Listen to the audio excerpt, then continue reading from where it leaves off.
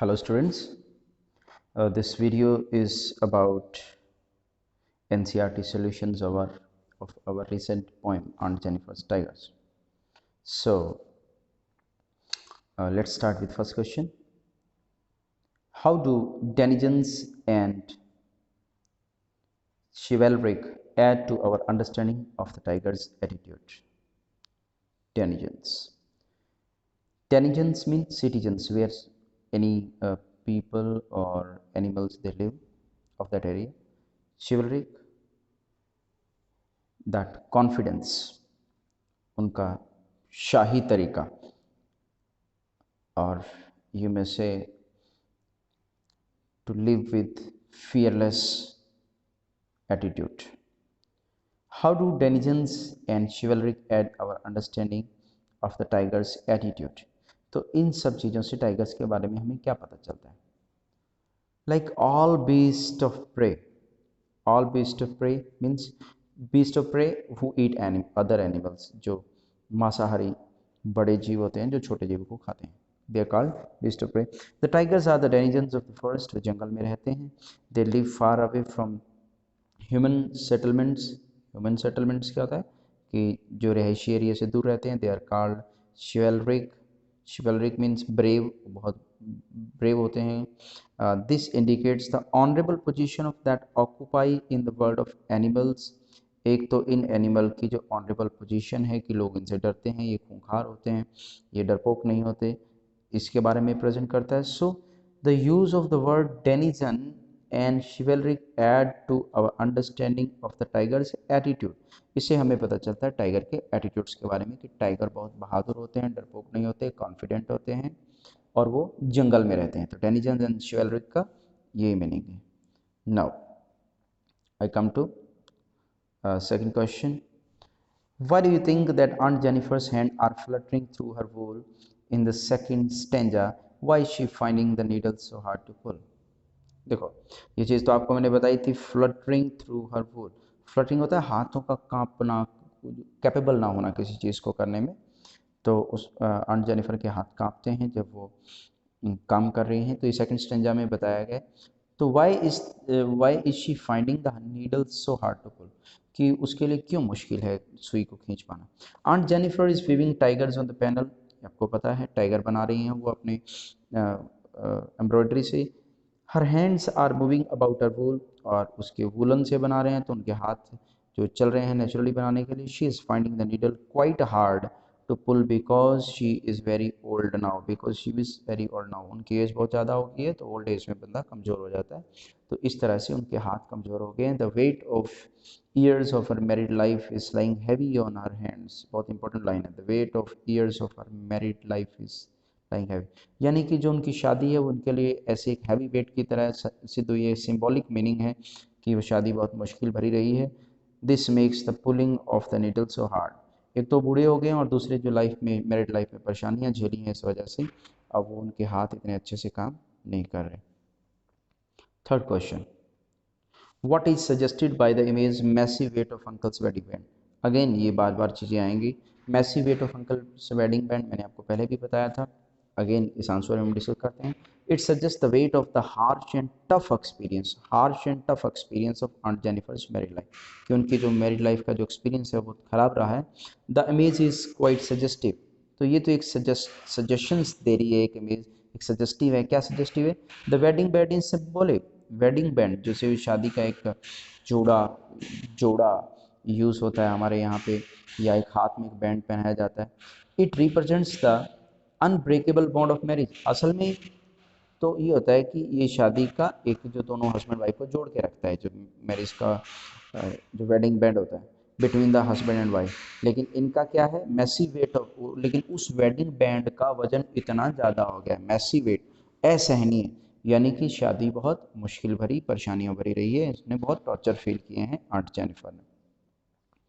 Now I come to four question. Of what or whom is Aunt Jennifer terrified in the third stanza? किनसे डरती हैं third stanza में, जो last stanza में aunt Jennifer. In the third stanza the poet refers to aunt Jennifer's terrified hands, कि aunt के हाथ डरे हुए हैं. The old unhappy memories are still fresh in her mind, यानी कि जो सारी जिंदगी की दुख भरी जो उसकी मेमोरीज हैं वो आज भी बिल्कुल फ्रेश हैं, ताज़ी हैं, क्योंकि बहुत ज़्यादा दुख सहन किया है. She had passed through many testing and terrible horrible times during the married life. Horrible time, many testing and horrible time. Horrible times यानी दुख भरे एक्सपीरियंस बहुत ज़्यादा रहे हैं मैरिड लाइफ में, आज भी याद हैं. These ordeals क्या होते हैं? मुश्किलें, मुसीबतें. Crushed and suppressed her, कि उसको बुरी तरह से परेशान कर दिया है, उसको कुचल दिया है इन परेशानियों ने, जो मैरिड लाइफ की परेशानियां रही हैं, खास तौर पे अंकल का मिसबिहेवियर जो उनके प्रति रहा है. Their effect is still visible, और जो परेशानियां उसकी लाइफ में आई मैरिड लाइफ के बाद, उनका इफेक्ट आज भी विजिबल है. So she still ring with this ordeals and dominated her life, that dominated her life. तो आज भी वो उन्हीं मुसीबतों से ही घिरी हुई हैं, आज भी वो टॉर्चर ख़त्म नहीं हुए हैं जिन टॉर्चर्स ने सारी ज़िंदगी इनके ऊपर जो टॉर्चर्स हावी रहे. So let's come to question number 5. What are the ordeals Aunt Jennifer is surrounded by? कौन सी मुसीबतें Aunt Jennifer ने सहन की? Why is it significant that the poet used the word ringed? तो जो ringed word use किया इसका क्या मीनिंग है? And what are the different meaning of ringed in the poem? और इस poem में ringed के क्या क्या मीनिंग है? The poem addresses the experience of marriage in the midst of restrictions. एक ऐसी शादी की बात हो रही है जो परेशानियों से भरी हुई है.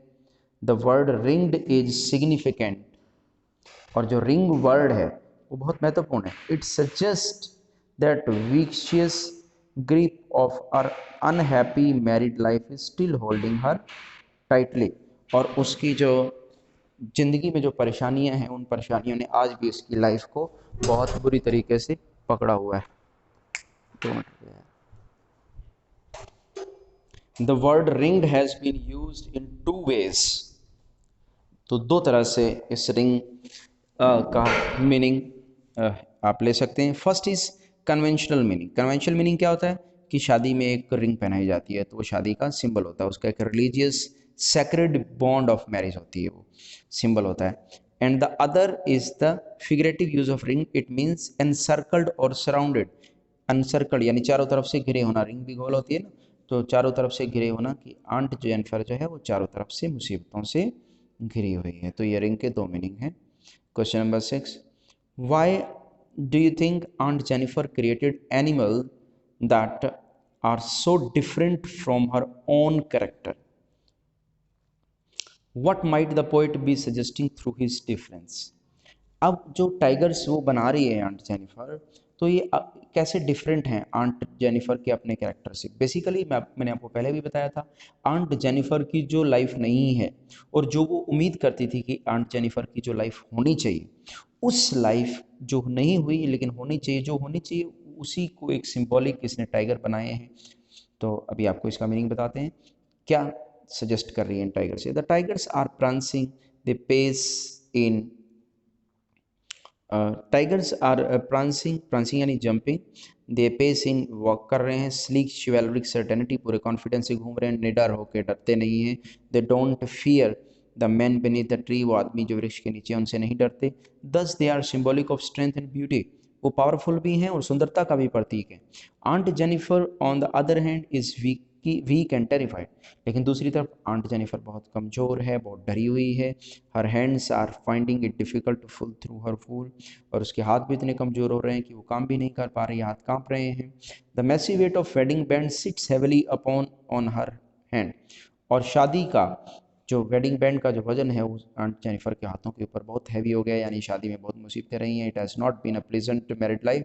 हर terrified hands are still ringed by the ordeals of married life, और आज भी आंट जेनिफर के हाथ जो घिरे हुए हैं, चारों तरफ से आंट जेनिफर ही घिरी हुई है उन मुसीबतों से. तो यानी कि आंट जो इन टाइगर्स की तरह चाहती थी कि वो निश्चिंत हों, रिलैक्स हों, लेकिन वैसी उनकी लाइफ नहीं है. तो अपनी जो लाइफ ये चाहती थी वो इसने टाइगर के थ्रू प्रेजेंट की है. Second last question. Interpret the symbols find in the poem. Adam Rich is Aunt Jennifer's tiger is rich in symbolism. बहुत symbolism यूज़ किया गया, प्रतीक बहुत यूज़ किए गए. The massive weight of uncle's wedding band. जो uncle का wedding band का जो वजन है उसका सिंबल्स क्या है? Ordeals, hardship and worries of married life. कि जो किस चीज़ को उसने कहा कि आंट जेनिफर के हाथों के ऊपर अंकल की शादी के वेडिंग बैंड का बहुत ज़्यादा बोझ है. बोझ शादी तभी बनती है जब उसने मुसीबतें आती हैं, परेशानियाँ आती हैं, तो परेशानी और डिफ़िकल्टीज़ का प्रतीक है. फिर उसके बाद है टेरिफाइड हैंड्स, डरे हुए हाथ, and ringed with ordeals she indicate those unpleasant experience, और जो ये जो बुरे एक्सपीरियंस हैं उनको उनका सिंबल है are still clinging to aunt, और आंट से आज भी ये पूरी यादें चिपकी हैं और बुरे एक्सपीरियंस भी चिपके हुए हैं। जेनिफर फिजिकली एंड मेंटली, उससे फिजिकली भी मेंटली भी दोनों तरफ से आंट जेनिफर बुरी तरह परेशान है। So last question, do you sympathize with aunt Jennifer, क्या आपको आंट जेनिफर से सहानुभूति होती है? What is the attitude of the speaker towards aunt Jennifer? Yes, सहानुभूति होती है, वी डू सिंपैथाइज विद, हमें बहुत सहानुभूति होती है aunt Jennifer. She has experience hardship and ordeals during her married life, उसने अपनी ज़िंदगी में बहुत मुसीबतें फेस की हैं। The attitude of the speaker toward aunt Jennifer is equally sympathetic, हाँ बहुत सिंपैथेटिक है, जो स्पीकर है जो पोइट है उसका एटीट्यूड आंट जेनिफर के प्रति बहुत सहानुभूति शो करती है। The poet gives many suggestive image and symbols to present an old lady who has passed through painful experience as well as unpleasant and terrified periods during her married life. तो aunt Jennifer के बारे में poet ने बहुत सारे ऐसे example दिए हैं कि जिससे उस बूढ़ी औरत ने सारी ज़िंदगी परेशानियां सहन की हैं, सारी ज़िंदगी मुश्किलें सहन की हैं। अब वो बूढ़ी हो गई है लेकिन आज भी उनके एक्सपीरियंस जो है उसका पीछा नहीं छोड़ रहे, अभी भी उसके साथ बुरा हो रहा है और उसकी बुरी यादें भी उसका पीछा कर रहे हैं। So these are the question answer NCERT solution. So hope you may get it, or if you find any problem, please discuss with me and maintain your register. Write all solutions, questions and answer on your fair register. Thank you.